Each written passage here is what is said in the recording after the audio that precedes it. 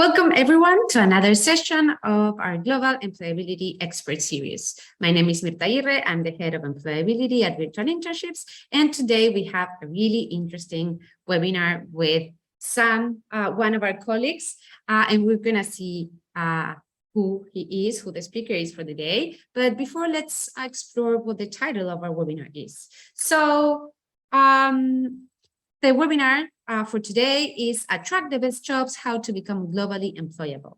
And this is brought by Satyam, who we're going to discover who he is, but let's remember first how this webinar works, okay? So we are recording this so you can later on share it with other people who may be interested, some other friends, and you can always subscribe to our YouTube channel where you will find our previous webinars. You are free to ask many questions. Please ask, interact. I'm sure our speaker today is going to be very happy if we have plenty of questions and comments. So you can use the Q&A or you can use also the chat. And if you have any questions about your program, then you should reach out to your IM. Okay, so let's see who our speaker is. So Satyam is a career growth expert by profession and a coach by passion.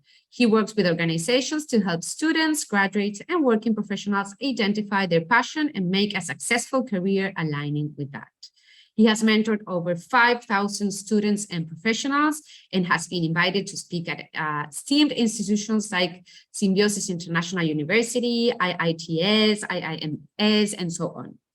He's a seasoned professional specializing in strategic partnerships and alliances, mainly in the EdTech, learning and development space. He is currently a partnership development manager at Virtual Internships in India. So welcome, Satyam, and thank you for being here today. And we're gonna see what's today's webinar, and then you'll hit it off. So basically, most young graduates think that a great career is a matter of chance or luck. The reality is quite the opposite. Crafting a great career for yourself is something that can be planned. It is a process with well-defined steps. You just need to be willing to go through them.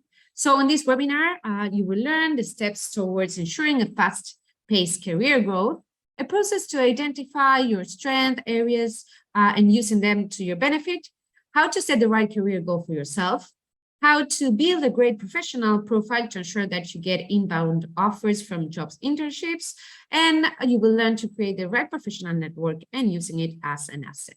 So without further ado, welcome, Satyam. How are you doing?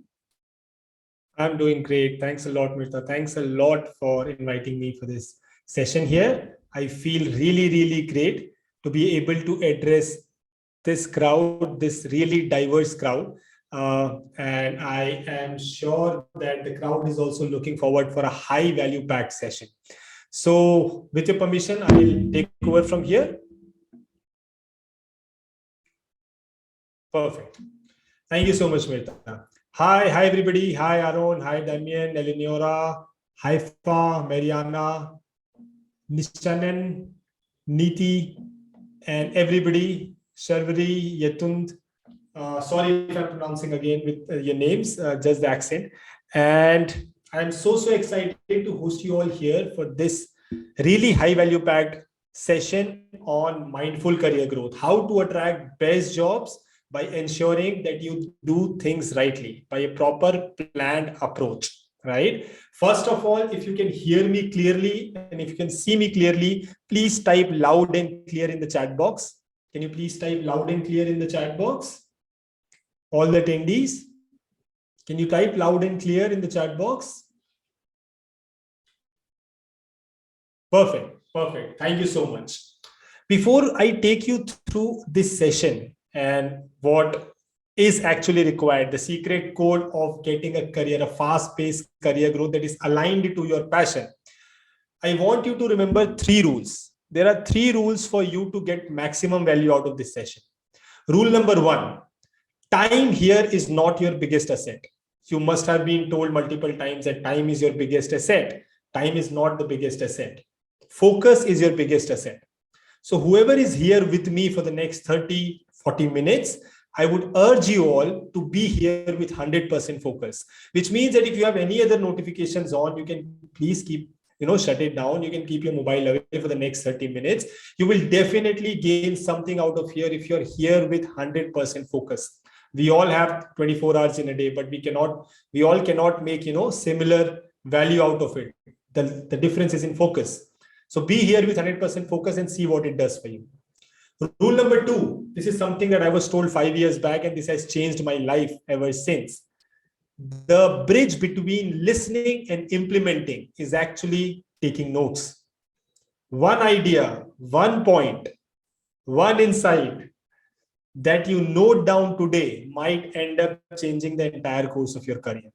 So the second rule that I want you to follow, I request you to follow, is take notes.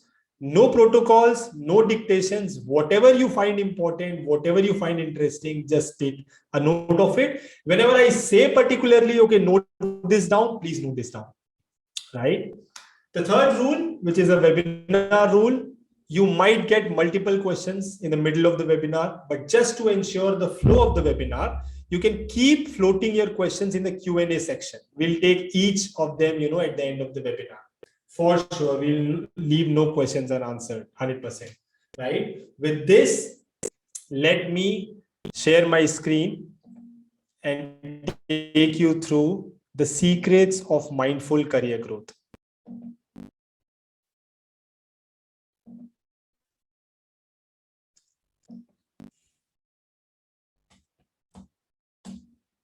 Okay, if you can see my screen here, can you please type I can in the chat box? Can you please type I can in the chat box? If you can see my screen here. Perfect. Thank you so much. Now, what is mindful career growth? First thing first, what am I trying to take you to? What should be the objective here? A career growth which is planned. When I say planned, that means it's not random. Whatever is coming our way, we are taking that up and regretting later. No, it's not a trial and error game. A career growth which is planned. Number 2, something that is aligned with your life's calling. What do I mean here by life's calling? I mean your passion. Something that you like, something that you are good at, something that keeps you satisfied at the end of the day. Number 3, a growth which is accelerated, which means you're not stuck in one position. You do not feel that you're going slow. Every time you feel that charge, right? Number 4, financial growth. Number 5, profile growth. Financial growth, everybody understands. Profile growth is also important, which means you get to assume better responsibilities with time. Wider, broader, diversified responsibilities. Get to work with better people, diversified people.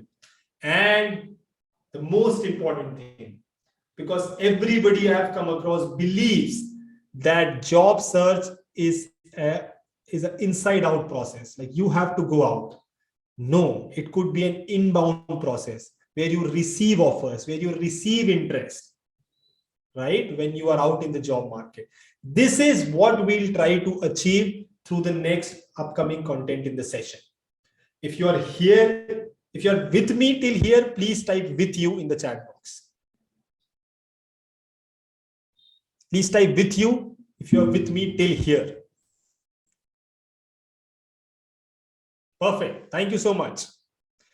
Okay. Now, whenever I go to colleges or institutes or universities or students to train them or to help them get a great job or get a faster accelerated career growth, most of the times they will speak as if they need help on tools. For example, can you help me build my resume? Final year student during placements, next day the company is coming in and they will ask for the help of, can you help me build my resume? Can you help me optimize my LinkedIn profile? Right? Can you help me understand what to write in the SOP when I'm applying for a company? These are the kind of queries that usually come in. I want you to understand all these are tools. Resume is a tool. Your LinkedIn profile is a tool. Job application is a tool, right? Tools are good to use, but unfortunately they keep changing. 10 years back, bigger the resume, better it was considered. A few years back, we were asked to prepare shorter resumes. Now, nobody asks for a resume. Very few companies are asking for resumes. They're asking for your LinkedIn profile. Some companies have started asking for video resumes, right? Tools will keep on changing. And that's how a heavier reliance on tools. You must use tools. You must understand tools. I'll help you do that. But before tools, it's important to understand principles. What are the principles of getting an accelerated career growth? Because if you understand principles, yesterday it was GitHub, it was Indeed, or it was some portal. Today it's LinkedIn. Tomorrow it might be something else. But you understand, if you understand principles right, then you can use any tool to your advantage. You can draft a great resume, you can crack any interview, you can optimize your LinkedIn profile to the best, everything. And that is why it's important to understand the principles. Today, I have brought in 3 very critical principles for mindful career growth. Do you want me to start with them? Please type RSG. RSG is ready, set, go. Please type RSG in the chat box if you want me to start with them. Perfect. The first principle, please understand, the word might seem common to you, but the meaning is deep. The first principle that you need to understand and nail to get a fast-paced career growth is personality. Now, everybody would think we know personality, how we look, how we appear. Trust me, it has nothing to do with that. It has nothing to do with how you look. It has nothing to do with what you wear. It's nothing to do with how you appeal to others. Here, the personality means this. Whether you know yourself or not. So the principle of personality will have 2 components.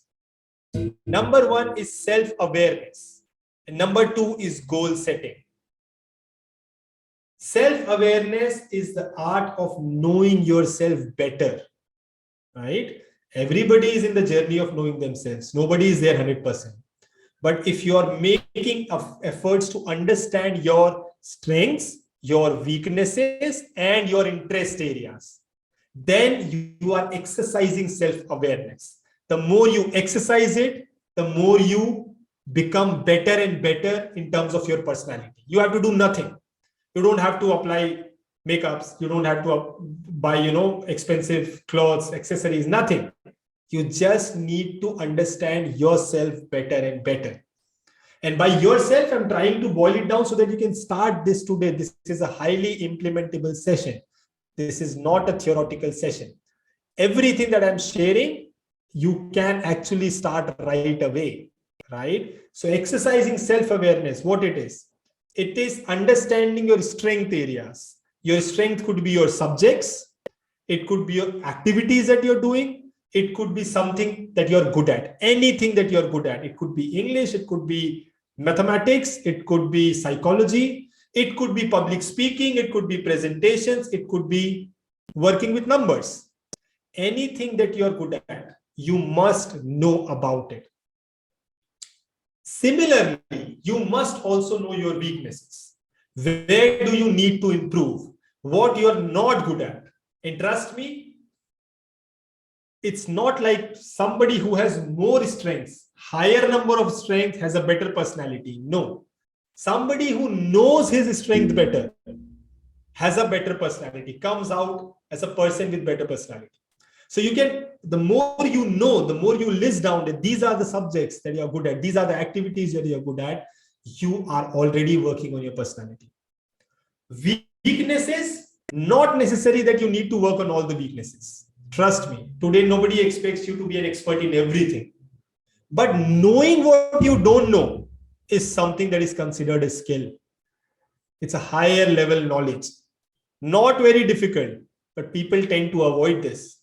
People tend to believe that if we accept that this is something that I don't know, I'll come out as a lower personality person. No, something that if you clearly know that these are the things I don't understand, I don't like, I'm not good at, you can go places, because you will know what not to do, things that you're not good at. Trust me, in interviews, in your resume, it works well, right? Interest area is something that you like doing irrespective of whether you are good at it or not. Something that you like doing, right? It again could be some subjects, it could be some fun activity, it could be an art, it could be some adventure that you like doing irrespective of results. Why it is important for you to know that? Has anybody of you who has faced an interview before, has anybody of you faced a question like, do you have any interest areas? Can you explain a few things about your personal interest? Tell us something beyond work. Type yes in the chat box if you have faced such questions. Anything around interest, hobbies, something beyond academics, beyond. If you have not faced, trust me, it's a very common question. Why are they asking this? They want to know, are you a person who has some personality beyond work, beyond academics, who knows, who has explored some interest areas, something around life, what he likes doing, is a better person, comes out as a better person in terms of personality, ones who have explored life beyond work and academics. So again, more number of interest does not mean, I'm clarifying here, more number of interest does not mean better personality. If you know what are your interests, means you're coming out as a better personality professional, right? This is the first component of the first principle, personality. The second component of the first principle, which is personality, is goal setting. So self-awareness in a language is who you are, knowing who you are. Goal setting is knowing where you want to go, right? Now, this is also something which is very easy to implement, but tricky to understand. Goals keep on changing. Goals keep on evolving. Last year, my goal was something else. Today, it's something else. The important thing is to know my goal at every moment. Today, if I'm standing here, I need to know where am I heading. Last year, the goal was different, but the important thing is to know what is it that I'm targeting, right? It will keep on changing. It's never fixed. Once you reach your goal, it shifts. Sometimes you don't even reach. You're nearing your goal and you understand you're already very near to it. You extend your goal. All fine. Sometimes you realize that the goal that you set was not appealing enough and you change it entirely. That's also fine. But every time when you're moving, you have to move in a particular direction to some place, right? Work-wise, academically, professionally. And it's very simple. I mean, a very simple example. You start a ship, and you just leave it like that in a river, in an ocean, and you expect it to reach somewhere. Highly likely it'll either drown or it'll collide, and go somewhere. But if there is a proper direction, you set up a captain. When you have a direction, everything, the map, Google Maps today on roads are set to a particular direction. There are higher chances that you reach there. You might reach there longer than you expected. You might reach this shorter. You might not even reach there at all, but you will move closer and closer to your goals. Now, this is not a life skill. This is not some motivational stuff that I'm giving you. This is something that is expected by biggest of the recruiters. Have you faced questions like, where do you see yourself 5 years from now? What are your goals? What are your future plans? Anything related to the future. Have you faced questions like this? Type yes in the chat box. If you have faced questions like this on your goal, on the future, what are your plans? Have you faced questions like this in an interview? Yes, you have.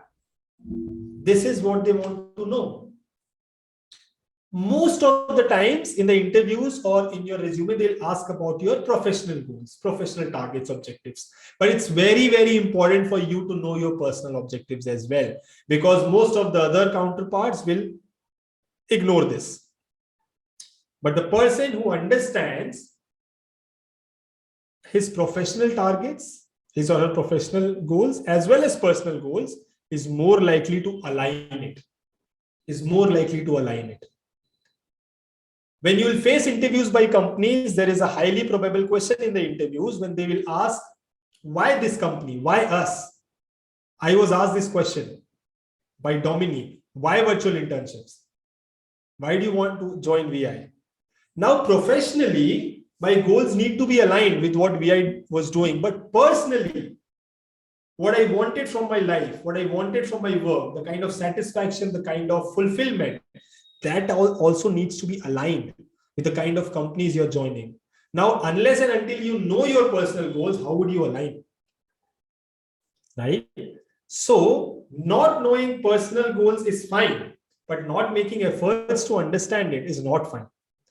And knowing your personal goals definitely gives you an edge over most of the crowd that is going out there for jobs. So understand your professional goals, set it up, understand your personal goals, set them up. It could be kind of salaries you want, it could be kind of profiles, kind of industry that you want to work with, the domain that you want to grow in, and then of course the personal goals on do you want to have more travel? Do you want to have remote work? Do you want to work in teams, or are you an individual contributor? How do you see yourself working, and what do you want in life beyond profession? So this is something that covers principle 1. How to use them in the tools, we'll cover it later. But understand, there are only 3 things that matter for you to have accelerated career growth. The first thing is your personality. How to decode personality, I've shown you in this slide, right? If this was something that made sense, please type made sense in the chat box. Please type made sense if this was something that made sense to all of you.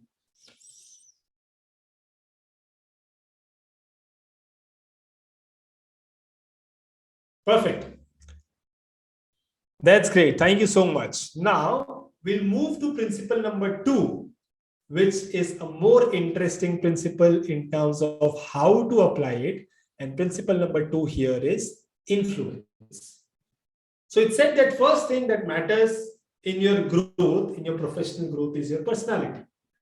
The second most important principle that matters in your professional growth is your influence.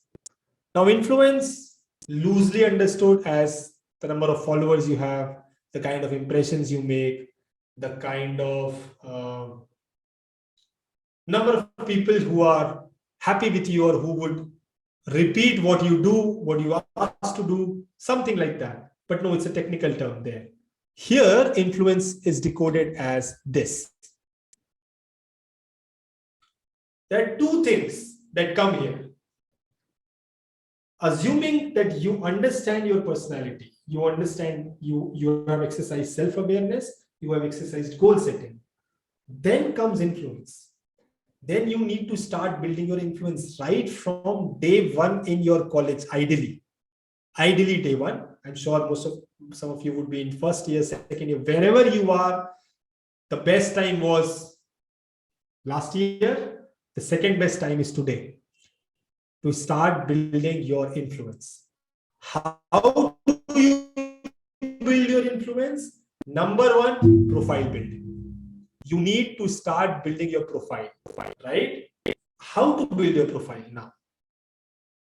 First thing, your books do not build your profile, at least in terms of influence. They build your profile in terms of your self-awareness, your strengths, your weaknesses. But in terms of influence, you need to go outside of books. First rule, right? Second rule, you need to burn your hands. When I say burn your hands, I mean not literally. I mean you need to try things out. You need to work on stuff. So virtual internship, the program that you're doing in virtual internship, the core component falls directly here. Of course, you're helped in self-awareness by coaches. You're helped with goal setting, with your global career management plan. You're also helped in professional networking because you're connected to the companies. But at the core of VI is profile building. Because even if you take nothing else from this program, you will take a great profile back home, right? It's made with things similar to what you're doing at VI. Internships, projects, events, presentations. The more you burn your hands, burn your mind, put your mind to use in terms of practicality, working while you are in college is what contributes to your profile building. Can you share something beyond your academics? What have you done in 3 years of your graduation? What have you done apart from studies in your graduation, in your post-graduation? Have you faced these questions, or have you heard somebody facing these questions? Type yes in the chat box if you have. If you have faced such questions where you are asked to explain on things beyond academics, beyond books, events, presentations, projects, internships, everything that you do which requires practical implementation is something that builds your profile, right? I'll give you an example which sounds a little funny. So recently I was invited by a university to take up a session on resume building, right? So MBA students, mostly Master of Business Administration, and the placements are fast approaching. From the next week, the placements were about to start, and that's why they needed a session on resume building. And the coordinator, the faculty coordinator asked me, can you take up a session on resume building? I said, how many sessions you want on resume building? They said 1. And then I asked how much time the students have to build their resume. They said 1 week. I said, not happening. The session that you need from me is resume drafting and not resume building. Your resume is not built in 7 days. It's not built in 1 day or 1 month. It takes some time. Your VI program is like maybe 2 months or 1 month or 3 months. One program. Similar programs might take more time. So you build your profile, you build your resume through months, through years, and then you draft it in a proper way. You use the tool to draft it so that it comes out in the best possible manner. Right? So these are the things that build your profile. I have faced till date over 30 interviews from the candidate side and possibly maybe around 100 interviews from the recruiter side. None of the interviews has finished without this question. Most of my interviews when I appear for job are mostly around work experience or internships or some startup experience that I had, beyond academics. Academics are pen and paper. They can just see it. They can filter it out. They can filter your marks. They don't need to ask anything about that. Most of the interviews would be conducted on these things. So that's the first thing that builds your influence. On your LinkedIn profile, on your GitHub profile, whatever portal you use for networking, these are the things that will attract eyeballs, not your marks. Right? So this is the first component of the second principle, which is influence. The second component of influence is professional networking. Once you have built your profile, once you understand you have things to showcase, then the time comes to showcase it properly, to network. And to network well, you need 3 things. You need to know the right channel. You need to know the right TG. You need to know the right messaging. There was a session with 7 of unicorn founders that we had sometime back in Bangalore, India, and I was moderating that session. There were 8 panel experts, all unicorn leaders, and after a big session, like a large session of 40-45 minutes, a long session, rich session, multiple questions asked, multiple insights delivered. I asked them a question. If you can just pick one skill that you will credit, that you will give credit to, that help you reach to this height, take your organization to this height, what would that one skill be? Of course, there would be multiple. But if you're asked to pick one most critical skill, 7 out of 8 of them, I repeat, 7 out of 8 picked networking. The right professional networking, right networking with the recruiters, right networking with the co-founders, right networking with the employees, potential employees, right networking with the vendors. Everything depends on networking here. Because you must have heard, in India, we hear this a lot. Parents usually use this, Parents usually say this. My child is very talented, he just doesn't know how to showcase the talent. my child is like really, really good. People also say he's really, really talented. It's just that, he's not lucky enough. He's not fortunate enough to get right opportunities. Anything that you hear like this, have you heard anything like this? Please type yes in the chat box if you heard anything like this. Whenever you hear things like this, that someone is talented, or you observe that someone is talented, has good profile to showcase, but then he's unlucky, or he does not know A or B, it's nothing else. It's this, that he's lacking or she's lacking. The art of professional networking. Satyam, Right. I'd like to add something there, because I think this is a super, super, super important tip. And I guess we do not realize when we're at university, because networking sounds, in my experience, a little bit scaring, right? What is networking? Like going to people and saying interesting stuff, smart stuff, like how should I do it? What should I do? And I think at least it was my experience that I didn't know how to do this at university, and definitely did not take all the opportunities I could. But something I do realize now, looking back, is networking is also about making people feel comfortable and listened, and having them making them have a good moment. So when they think of us, I said, oh, I talked with this person. Perhaps at the moment we don't have this great idea, or we are not looking for a job, or we don't even know what we want to do with our life, which is totally okay. And so it's hard to approach networking and say, okay, how should I do it? Sometimes networking is just having a nice conversation, having a good impression, then keeping this contact, and many, many, many years later on, it can come as an interesting, useful contact, and we didn't know. And so that's an interesting way to reframe networking. And networking can come from any. It can be on the street, talking to someone tells you something, and then you Google this, and then you meet someone else, and then you said, wow, how did I get here, right? And in my case, I found this job thanks to a colleague at university. She was my colleague at university, and one day she started posting all these amazing jobs at this great company, Virtual Internships, and I was like, hey, do you think I can apply? And at the moment I was looking for a job, and it was quite frustrating, and I was like afraid of going and send messages to my network. So it came kind of naturally, right? Like someone I knew from another context helped me in a very important context, which was like finding a job. So yeah. True. That's perfectly true. So I'll tell you, I mean, you have actually spoken everything about the right networking here. For the sake of the students' benefits, attendees' benefits, I'll still bifurcate, what you have said exactly this.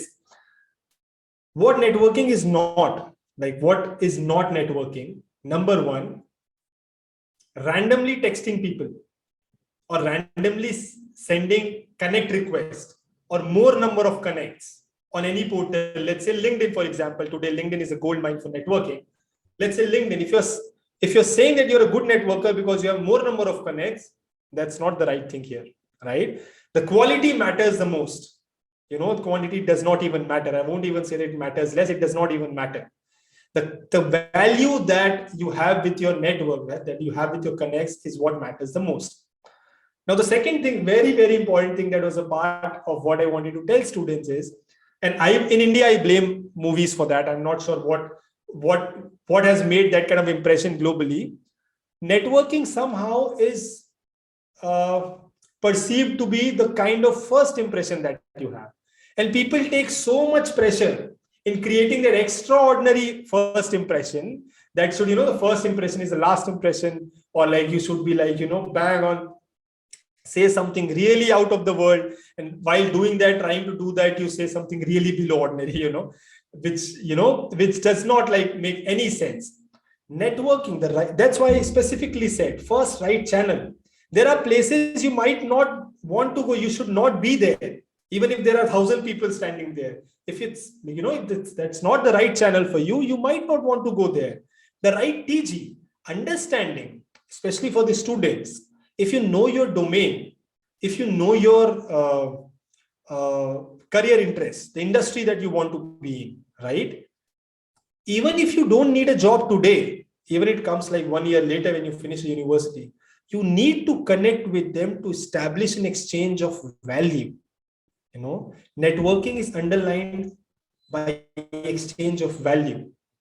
You ask for help, you ask for clarifications, you ask for more information. If at the first time it's said in networking, if the first communication, the first message is of sales, it's not networking, it's selling, right? If while searching for job, the first time you're messaging a person is for that job, you're trying to sell your profile, it's a sales message, it's not networking. It's very far from networking, right? Networking is marked by exchange of values. That's why the right message, right? You want to stay connected to people because you feel connected to them, you feel related to them personally or professionally, right? And that's how you nurture your network. It's very unlikely that yesterday you texted someone for a job and today you get it, or 1 week later you get it. You will always get opportunities from people, from network with whom you connected without the objective of getting something back. Just for the exchange of values, you'll get things from people there. Still I have put right TG. Right TG is right target group. Why? Because professionally, if I want to be a career growth expert, I want to stay connected with career growth experts which are senior to me. People who are working in career growth space, because I want to learn from them. I want to see how I can contribute. Getting a chance whenever and, however I get a chance to contribute, I would want to contribute. That is what is exchange of value. The good thing is, the bad thing is I personally realized this very late. The good thing is you are still in college. Whoever is still in college, if you can actually start exercising this, by the time you are in the industry, you will have a gold mine in terms of network. That's a great piece of advice. When you are in college, it's a great time to really start fostering your network, we can come from anywhere. It can be, like you said, like looking up, like people we admire. It can also be looking like horizontal, right? Like another classmate. And it can also be, like in my case, I teach at university. And of course, I have amazing students. And my students in the future, I see it now, they have so many interesting jobs. So now I know that I mentor people as well. So when I want to mentor someone and I know a student who has some value, like you said, then I put them in contact, and I have everywhere, right? Like from people I teach, people who know more than me, people who are like me, like building this network from college is one of the greatest things you can start doing today. That's true. That's actually true. And that's why, right TG is confusing for a lot of people, but that's why I said exchange of value. Can you exchange value with someone? That person will fall in the right TG. It could be somebody senior and expert in your domain, could be people who are your batchmates, who are professionally or personally more relatable to you, or students. Technically, I also get most of the projects from my students who are in different universities. And they will ask me, they'll invite me for the session, This is how it is done. So this is something that is very, very important if you want to build your influence. Influence is, if you consider the base as profile building, the back end is profile building, the front end is professional networking, right? And that is what is your influence. I'm repeating, it's not followers, it's not the impression that you create the first time you meet somebody. It's not even physical anymore, actually. It's all like, it's how you exchange values, whether you do it face to face, whether you do it virtually. I'll give you something which is really, really weird. Most of the high level networkers I have found on LinkedIn are real introverts, real introverts. They find it difficult, to go out and just crack a conversation. They find it really, really difficult, but they have huge network on LinkedIn. So it has nothing to do with how well you speak, what kind of first statement comes out when you see people, how great public speaker are you. All those are good skills to have, but you can create a great influence even without them, without these skills. You focus on profile building rightly, and you focus on professional networking rightly. There are multiple platforms, but needless to say, the gold mine today, and by all the predictions that are going on for the next 10-15 years, will be LinkedIn. At the core, it would be LinkedIn, because it's going through a huge transition where the recruiters, the best of the best people, the decision makers, the policy makers, everybody who is at the top are hanging out in LinkedIn today. Just like we hang out at Instagram, students hang out on Instagram, they are hanging out and investing a lot of time on LinkedIn. So a great, not saying the only place, but a great place to start exercising your influence is LinkedIn. And we'll touch that, right? Okay, if up till this, so we are through 66%, 2/3, 2 principles out of 3 covered. Was this a bulb on movement? Have you experienced a bulb on movement? Type bulb on in the chat box. If you have experienced a bulb on movement till now, type bulb on in the chat box. If in the last, maybe 30 minutes, you have experienced one or more bulb on movements, type bulb on.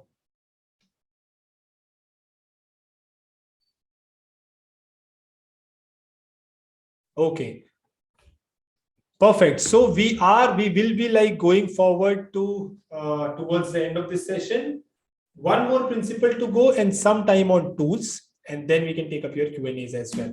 The last principle, which I like to say as the most controversial principle, is this, because there are multiple viewpoints to this, and we'll see how it goes. Mindful upskilling. When I say mindful, it means conscious. Upskilling consciously. Now, how to decode this? Go back to principle number 1. What is upskilling? Just to remind our Upskilling audience? is acquiring new skills. Upskilling. So when the process of acquiring new skills, learning is upskilling, right? Now, we go back to principle number 1, where we learn self-awareness and we learn goal setting. So in simple languages, if you understand where you are, if you exercise self-awareness, you will know where you are, right? And when you exercise goal setting, you know where you want to be. Now, each and every effort that goes from your side, apart from your fun, recreation, and whatever you do without your goals in mind, anything that you do where you invest your money, where you invest your time, where you invest your efforts, has to be mindful. In the interviews, have you faced questions like, why did you do this course in marketing when you were interested in finance? Why did you shift your role from this to that? Why did you do this when your objective is that? Very common questions in the interview. For the simple reason, it's not like it's bad to shift fields. It's good. But the reason behind shift, or the kind of consciousness that you have while you upskill, is something that is valued real high in the professional world, in the global industry. When you draft your resume, it does not matter how many skill sets you write or how many certifications you include, or how many courses have you done. It would matter how many align to your career objective. The number of courses you have done, the number of upskillings you have done, the number of projects that you have done that align to your career objective, that will have high value. That will only happen if you have done principle 1 rightly. So where you are, where you want to be. When you have A and B ready, then each and every step should be either towards acquiring technical skills for your career objective, or behavioral skills, or soft skills, if you want to say that. There are only 2 kinds of skills: hard skills and soft skills, technical skills and behavioral skills. So everything that you do, this is done. This principle is very important to save your time, to make your resume crisp, but of high value. You would have seen resumes going on for 10 pages, but getting rejected. 1 pager, 2 pager getting selected. Why? Lesser skills, less things to show, but really aligned towards what the recruiter wants, or what is the career objective of the person. That is how we want you. Most of the time, students, when they come to us after committing a mistake. I have joined this, I joined this course, I joined this certification, I am not getting practical learnings, it's just theoretical, is this, is that, because analysis has not happened before.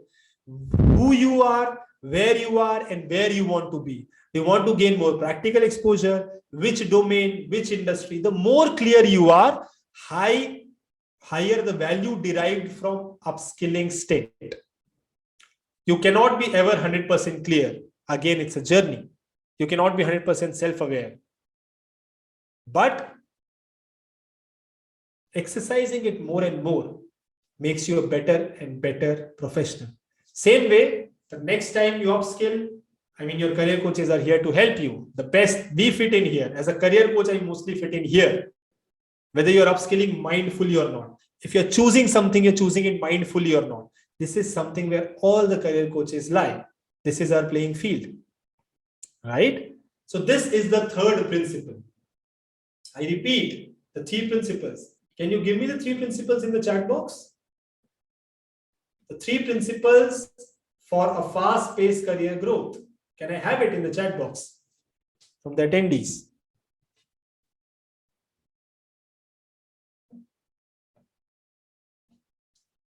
Perfect. Principle number 1, personality, decoded into self-awareness and goal setting, where you are, where you want to be. Principle number 2, very right, is influence. What kind of profile you have, what kind of profile you have built, how many people know you and for what.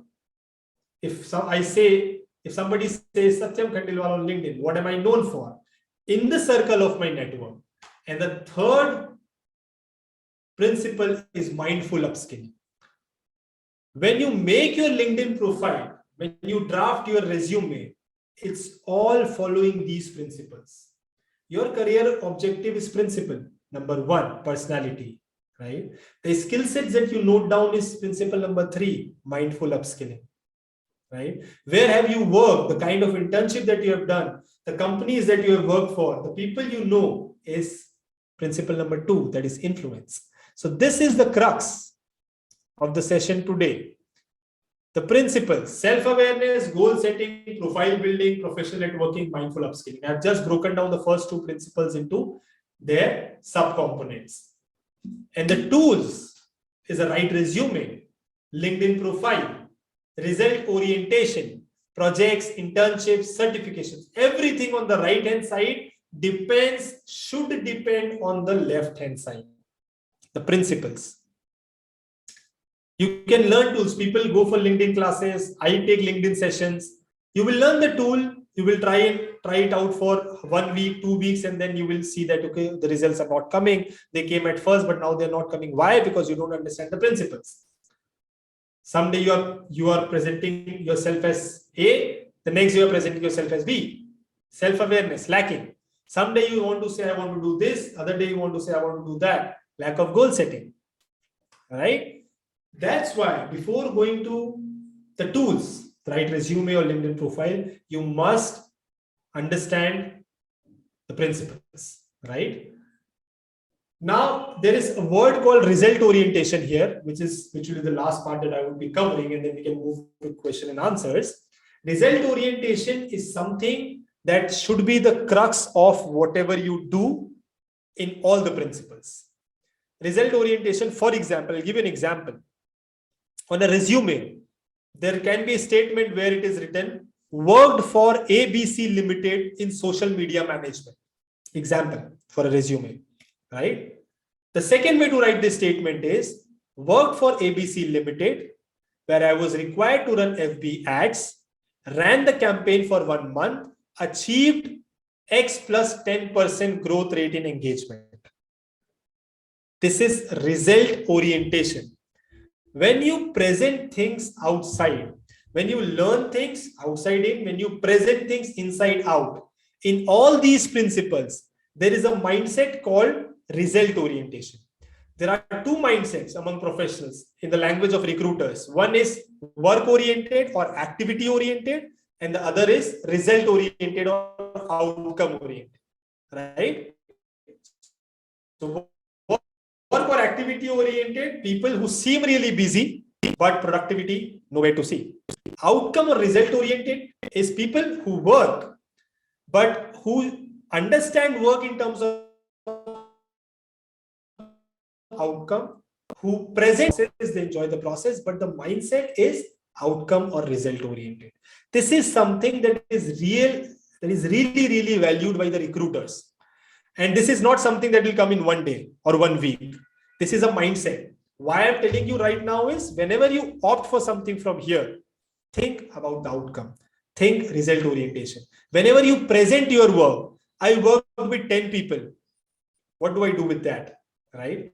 What did you achieve? It's not like whether you achieved the goal or not. It's whether you're thinking in terms of outcome or not. Okay, you are expected to reach to X or Y, you reach X, that's fine. Y minus X, 80%, 70%. This will come in your mind only when you develop the mindset of result orientation. This is something that I wanted to share with you today. I hope this was a high value session for all of you. And I hand it over to Minta for question and answers. I would be really happy to take up questions from here. Excellent. Thank you, Satyam. Do we have any questions that we want to ask? Please share in the chat.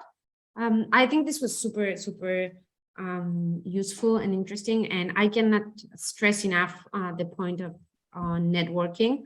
I think that's something I would have loved to hear when I was still at university, and also understanding that networking can be so many different things, can take so many different shapes, and time goes really quickly. I cannot believe I'm a fully grown up professional now.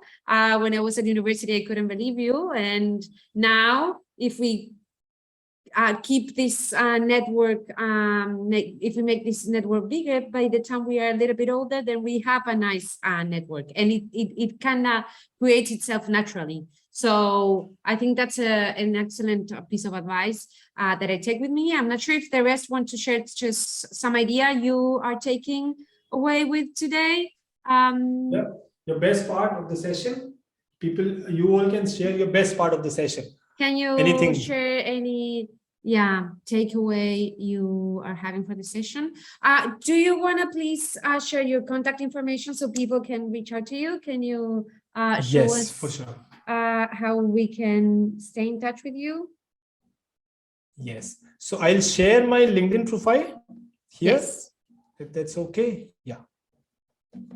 So what I'll do is, and I mean, my LinkedIn profile here, just in terms of one, of course, how people can reach out to me for anything, any help, any advice. The other important aspect here is you can actually also go through the LinkedIn profile. The students who are looking to optimize their LinkedIn profile can just have a look at my LinkedIn profile and check how it is filled, you know. So I'm putting my LinkedIn profile link in the chat box. Excellent. So we can get some inspiration on how to improve our LinkedIn profile by looking at yours, right? Yes, for sure. In terms of optimization, do not like nothing could be copied like as in it is. It's just no. There's only just one Satyam. Just taking an idea on how to ensure that your LinkedIn profile also looks out to the recruiters in a nice fashion. So this you can just like. Excellent. Someone here shares principle number 1 was very good for giving an idea on how to start career direction. Thank you. Thank you for sharing.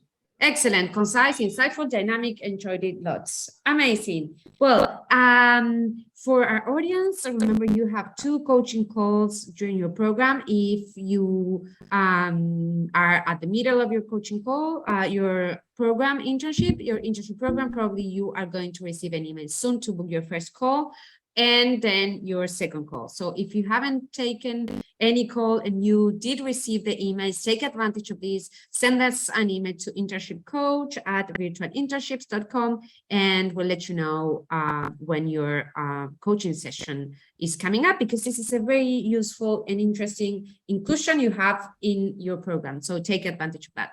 I want to thank everyone for having been here today, especially to Satyam, to our speaker. It was a pleasure having you, very clear, very insightful. Hope everyone enjoyed it. And remember, we're going to meet again in 2 weeks. So I wish you all a really nice day wherever you are. For me, I'm in Germany. It's already night. This is horrible. It's 5 p.m. and I'm like, oh my God, it's like 11 and no, it's 5. So I hope you have a sunnier day, longer day, and that you finish your week very well. So bye everyone. Have a nice day, and I hope you took some notes from today's session because Satya shared very insightful things. Bye. Bye bye. Thank you, Mirta. See you. Bye Bye, everyone. everybody.